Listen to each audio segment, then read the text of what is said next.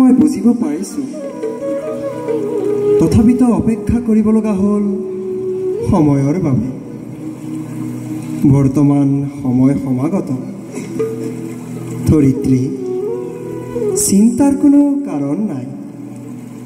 অনতি বিলম্বে তোমাৰ দুখৰ ভাৰ পাতলাই পুনৰ তোমাৰ বক্ষত সত্য আৰু ধৰ্ম স্থাপন কৰিম।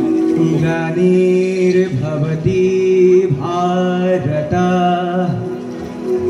অভ্যুত্থানম অধৰ্মস্য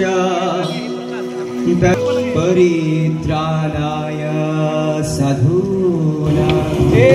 মহাৰাজে যে ভনীয়েক আৰু ভনীজোৱাইক এই কাৰাগাৰত বন্দী কৰি থৈছে।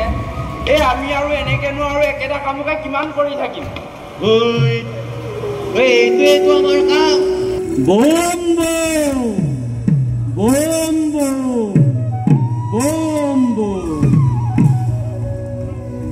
বসুমতী, হৃদয়ঙ্গম কৰিছোঁ মই তোমাৰ বেদনা, তথাপিও নিৰুপায় মই।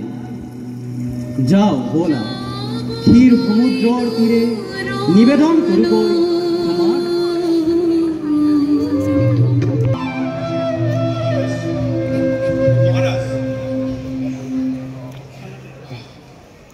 আলোকিত